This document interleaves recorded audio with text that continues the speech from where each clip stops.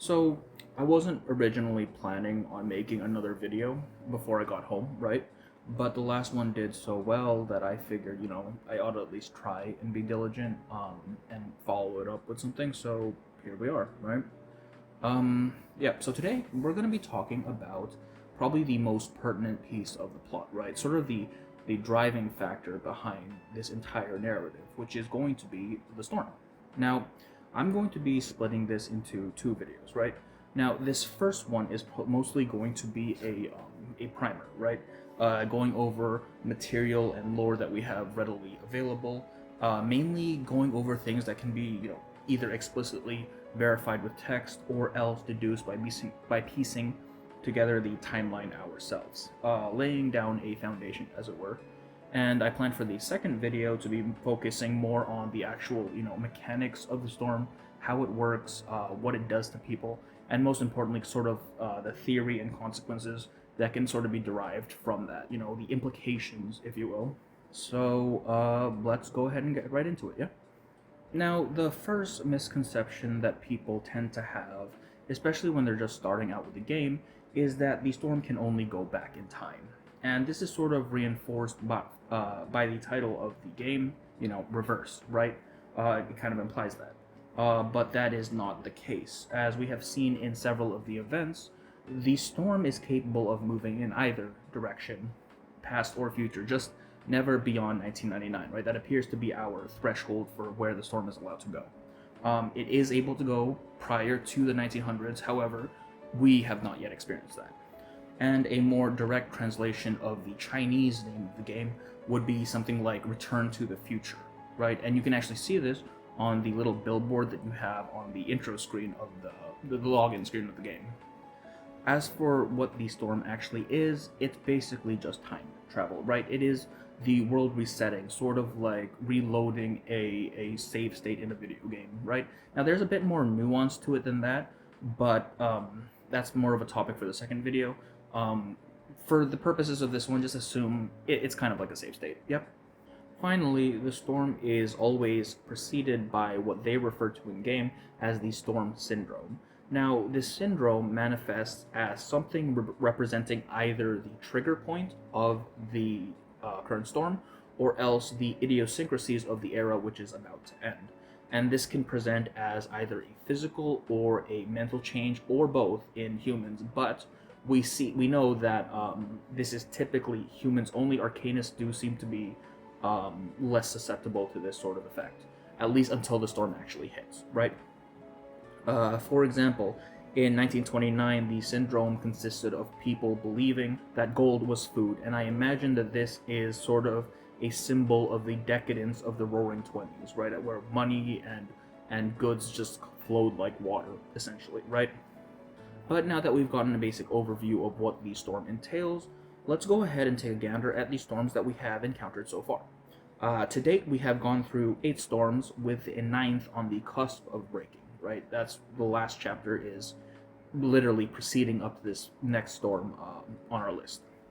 The first storm occurs in 1999 on the eve of the millennia, so on the very, very last day of the year, right?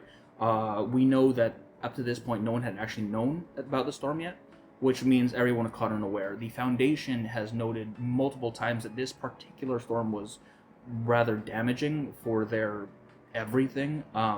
They sustained very heavy casualties that has left them struggling to fill the void ever since, right? The syndrome of this storm is unknown, however, Y2K has been brought up on multiple occasions, so I imagine it probably had something to do with that. Notably, Y2K could potentially actually be the initial trigger for the storm, as in our history, right, it never actually unfolded. There was a scare about it, but it never actually really, resolved in anything. And the opposite of that happening, where something actually occurs as a result of Y2K in the world of Reverse, could be the initial deviation from the true timeline that, kind of kickstarts this whole thing, right? But I mean, that's just speculation. Now, the 1999 storm takes us back about 3 years to 1996, which is also the same year as the second storm. In true chronological time, this would be the year 2000. Now, Ryashki is implied to have occurred shortly before the storm, as This is likely the storm in which the syndrome involved people's veins turning into cables, which is mentioned in the event. This syndrome is likely a reference to the exponential advancements in technology and sort of the big tech craze that occurred in the 90s. From there, we then get pulled a bit further back in time, this time to 1985, and from there we see a bit of a lull as the next storm doesn't actually occur until 1987, 2 years later, or in the real year, 2003. In terms of plot relevance, this is one of the more significant storms, as it plays a host to a whole lot of very pertinent events that are related to the story, right?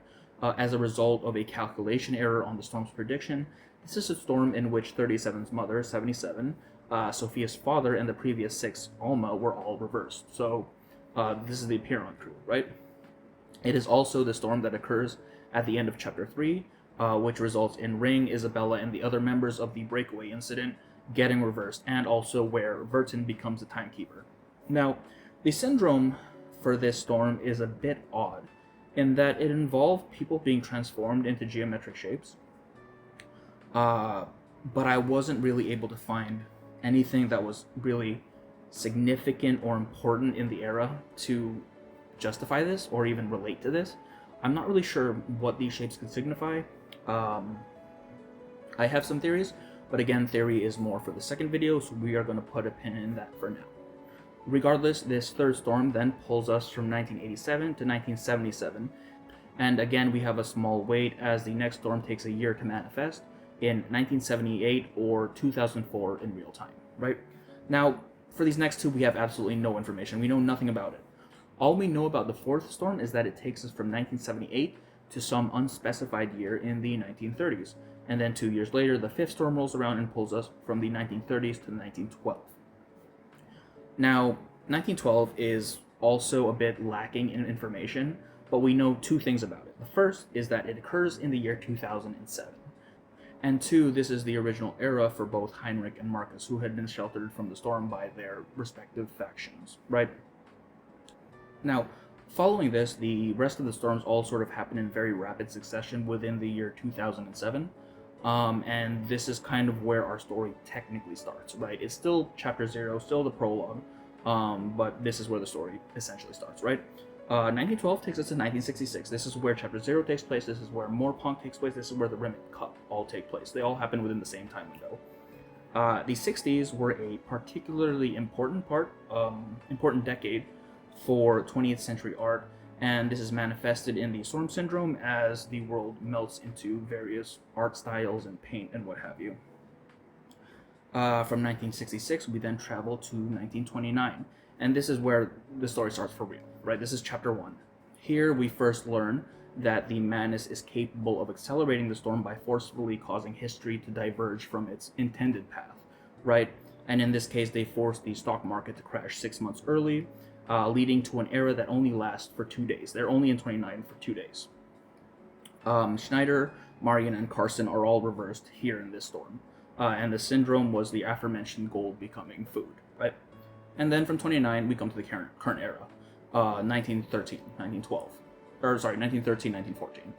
And at some point in this era, we shift from the true year 2007 to 2008. The storm of this era has also been successfully accelerated by the Manus, who prompted the start of World War I early by causing several assassinations, including that of Archduke Ferdinand. And while we haven't yet had the actual storm come to wipe everything away, we have seen the syndrome, which causes people to melt into chaotic, inky masses, leaving them sort of deluded that the entire world is a play. This is kind of a reflection of, the art and the culture of Vienna at the time, as well as, sort of these rampant tensions preceding the First World War, between countries and what have you, and I guess Arcanists and humans as well in this case. And that's basically it for our known storms. However, there are a few that are implied to occur after the main story, though we don't really know when or how many of them. We're just going to go over them real quick. Now, we know there must be at least one storm that takes place after Chapter 6, after Vienna. And this one takes us to the 1990s, as this is when both Nightmare at Green Lake and Revival of the Uluru Games take place. And both involve Vertin, who hasn't yet been to the 90s at her current age, right? The only time the storm ever reached the 90s was when Vertin was still a child, in 1999 and 1996, right? So that means we need at least one storm to take us to this era again. Additionally, there are potentially at least 2 storms that are involved with Notes on Shori. Now, Notes on Shori is kind of a mess timeline-wise. A lot of weird stuff happens there that isn't really explained, but we can glean a couple things. The first is that while we do not have an explicit mention of the year in the event itself, we know that this takes place in Yenisei's original era, right? And her bio lists her as having existed in the early 19th century, so around the start of the 1800s. So by proxy, Notes on Shori has to have happened at the same time. We can also assume that this is not Besmert's original era, as she is implied to have been present in 1966 for the Remit Cup and is mentioned in 1996 in Rayashki. So she has been stormed before, and that means she has to have been stormed to the 1800s, meaning this was not the original timeline, this was a storm bringing us back to this point. So that's one storm at the very least. On top of that, we learn towards the end of 1.6 that the entire event has actually been a historical document that was written by Yenisei and is being dictated to a sleeping Vertin, implying that the events of Notes on Shori has occurred long in the past. This means that another storm seems to have occurred in order to allow Yenisei to join us, right? Because she does join us at the end of 1.6, but the timeline doesn't match up unless the storm brings us closer to our current era, right? Otherwise, she'd be like 100 plus years old. Granted, this last storm could be the same one that pulls us into the 1990s. So bare minimum, 2 storms occur after the upcoming 1914 storm in Vienna, with a potential 3 and maybe even more, but baseline 2. And those are going to be the storms that we know of so far, both the ones that we have personally experienced as well as the ones that are to come, right? Or at least implied to come. Now, there is some other stuff that we could talk about, like the mechanisms of the storm, or how it works, what happens to people when they're reversed, what happens to people when they're saved. I want to save all of that for the next video, because this one was mainly just, bare bones, laying down some foundation, making sure we're all on the same page. All the theory stuff is going to come next. So until then, I think I'm going to leave it at this, just kind of giving us a framework to work off of. Theory stuff next time, but for now, that's just gonna be the video. Very easy, very simple. I'm gonna be honest with you, I wasn't planning on making this, so I don't have a lot prepared. This is as best as we got. But that's gonna be the video. If you've stuck around, I hope it was entertaining. I know this one is more dry, more, I guess, technical, more more heavily lore focused. I do hope it was at least a little bit interesting, and if you stuck around, thank you for watching. I always appreciate it. To all of the new subscribers I got after the last video, thank you for taking an interest. That's fantastic, man. I am very, very grateful. But for now, I'm gonna log off. I will see you next time, alright? Bye-bye.